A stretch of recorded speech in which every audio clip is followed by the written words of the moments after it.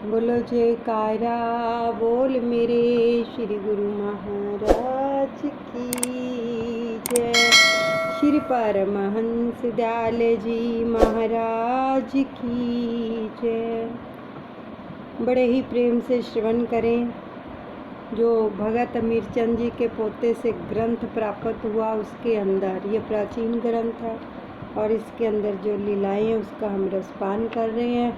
कल लीला चल रही थी कि एक महात्मा जी व्यास पूजा पर्व पर श्री दर्शनों के लिए जाना चाहते थे, तो उनके पास टिकट नहीं था, तो किस प्रकार से वो सारी व्यवस्था हुई और आगे की लीला श्रवण करते हैं। उसे ढूंढ कर लाया जाए और नहीं अब कोई उपाय। तुरत ही कर्मचारी कुछ भागे, गिड़ गिड़ाए साधु के आगे।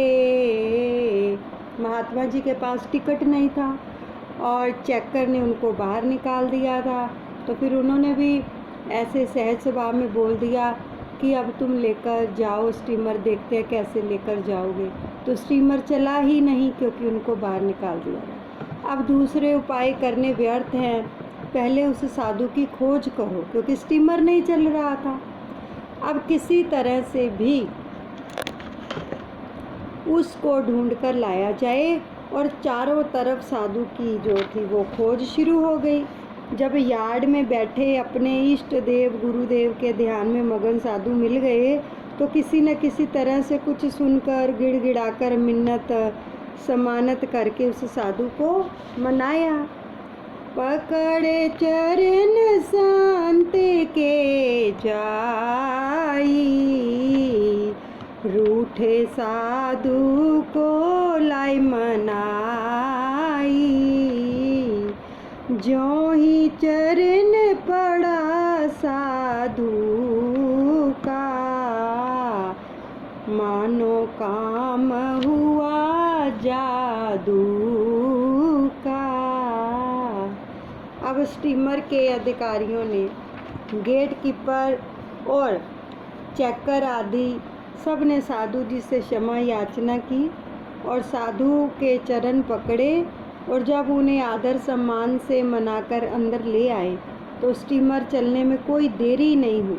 अब साधु का बैठना क्या था, मानो एक जादू था। तो इनके बैठते ही बिना किसी यत्न के मरम्मत के वह स्टीमर चल पड़ा।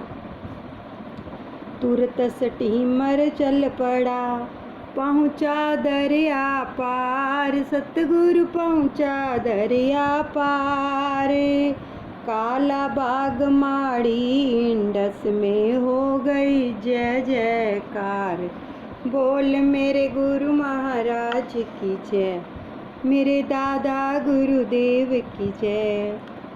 अब स्टीमर के चलने में या पहुंचने में क्या देरी लगनी थी, देरी तो थी साधु के आने की, क्योंकि साधु के कहने पर ही स्टीमर रुका था और उसी साधु के कहने से ही स्टीमर चला था। तो उसके चलने की देरी थी कि मिनटों में ही जलपोत दूसरे किनारे काला बाग से माड़ी इंडस पहुंचने पर साधु के नाम की जय जयकार हुई। साधु को गाड़ी में बैठाया, भोजन और जल पान कराया। लगी होने साधु की सेवा, लाए लोग फल फूल मेवा। माड़ी इंडस के रेल कर्मचारियों ने भी बड़े आदर सम्मान से साधु को ट्रेन में प्रथम श्रेणी के डिब्बे में बिठाया, जलपान भोजन आदि कराया और दर्शनार्थियों की जो थी भीड़ लग गई और साधु महाराज की सेवा जो थी वो होने लगी। अब फल फूल मिठाइयाँ बांटी गई उतरे मंडी भावलदीन। मंडी भावलदीन में ही उतरना था। उतरे मंडी भावलदीन, तुरत पयान चकोड़ी कीन। मन प्रसन्न दर्शन को धायो, द्वार बंद सतगुरु का पायो। बड़े ध्यान से सुनना अब आगे की लीला।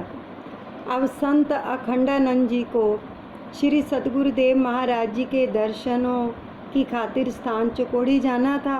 चकोड़ी में विराजमान थे प्रभु, जो स्टेशन मंडी भावलदीन के समीप था। तो वे वहीं पर गाड़ी से उतर पड़े और चकोड़ी के लिए प्रस्थान किया। बड़े चाव और प्रसन्नता से अपनी सफलता की खुशी उनके चेहरे पर टपक रही थी। और उन्हें रास्ते में भी जो भी सवारी मिलती गई जलपोत रोकने की पूर्व कथा सुनाते गए। जो भी कोई मिलता गया अपने मुख से ही उसको ये सारी कथा सुनाते गए। यानी कि ऐसे ऐसे मुझे बाहर निकाल दिया था, फिर हमने ऐसे बोला, स्टीमर नहीं चला, फिर वो हमें मना कर लाए, स्टीमर चल पड़ा। ये सारी कथा सबको सुनाते गए। अब क्या हुआ, आगे बढ़ते चले गए। किंतु जो ही गुरु दरबार में पहुँचे तो श्री सतगुरुदेव के आदेश के अनुसार उनके लिए द्वार बंद हो गए। अब उनको अंदर जाने की आज्ञा नहीं मिली। कीनी साष्टांग प्रणामा, तपत धरा ऊपर ते धामा। हाड़ सुदीति पूरन मासी, अंतर्यामी प्रभु अविनाशी। साधु अखंडानंद जी आए।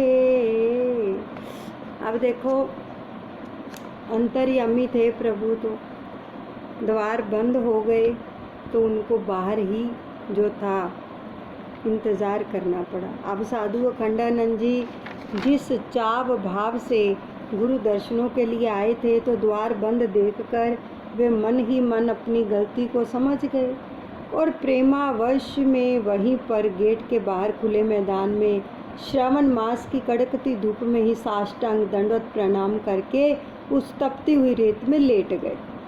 अब शिद्दत की गर्मी पड़ रही थी। कितनी गर्मी है, यही दिन थे। तो किंतु उन्होंने किसी बात की परवाह नहीं की और घोर से घोर दंड सहने के लिए वो थे तैयार हो गए। गुरु पूर्णमासी त्यौहार में पहुँचे जाने की खुशी में सब दुख कष्ट सहना स्वीकार कर लिया। अब अपने मालिक के दरबार के सामने पड़े रहे और उनके मन में प्रसन्नता थी कि अंतर्यामी प्रभु सब जानते हैं, दयालु हैं, वे अवश्य मुझ दीनहीन पर दया करेंगे। भई प्रारंभ आरती पूजा, मन ही मन साधु को सूझा।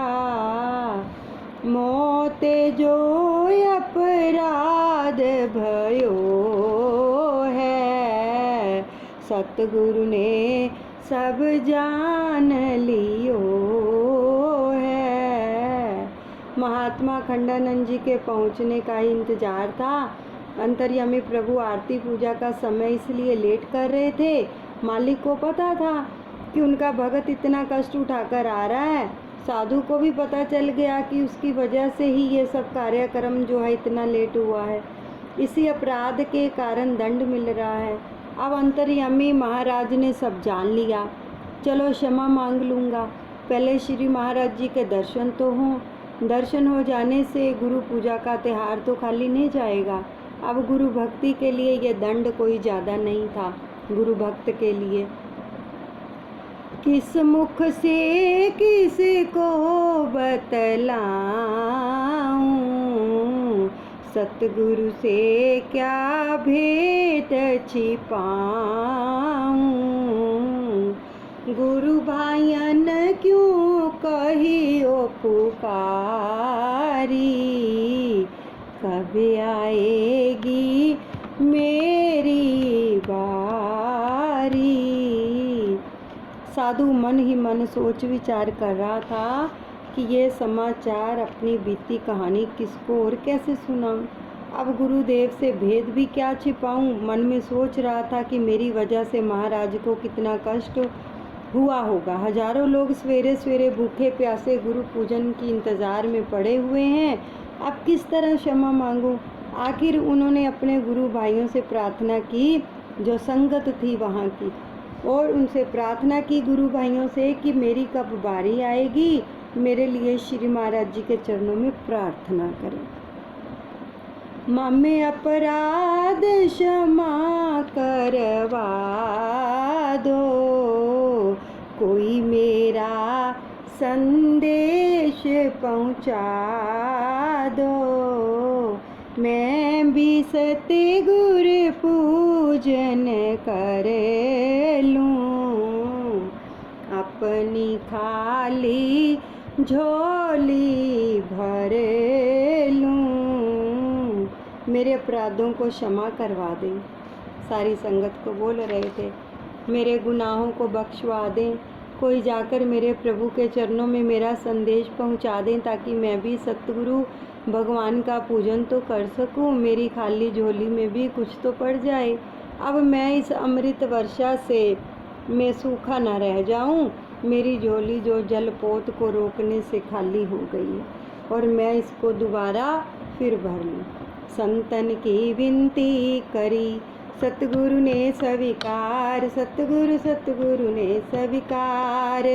संत अखंडानंद को ले आओ दरबार, बोल मेरे गुरु महाराज की जय, मेरे दादा गुरुदेव की जय। संत महात्माओं को बोला कि जाके मेरे लिए प्रार्थना करो, तो श्री महाराज जी ने अंदर बुला लिया।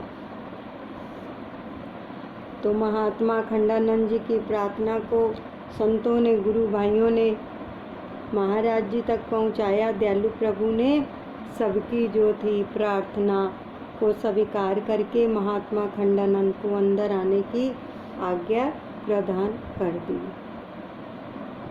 गल में पलड़ा घास मुख, पकड़ कियो परनाम, सतगुरु पकड़ कियो परनाम।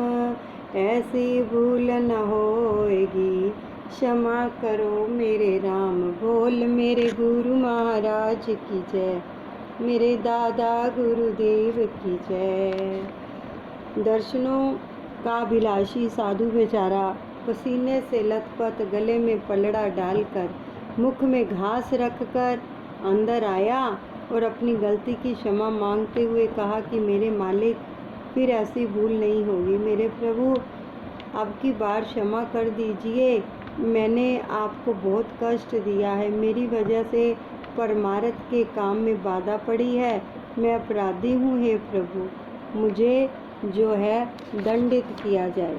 ये प्रार्थना कर रहे हैं गुरुदेव से। यहीं पर हम विश्राम देते हैं, बाकी की जीवनी काल श्रवण करेंगे। अभी 24 मिनट का ध्यान करेंगे। बोलो जयकारा बोल मेरे श्री गुरु महाराज की जय। दयालु श्री परमहंस दयाले जी भगवान की जय।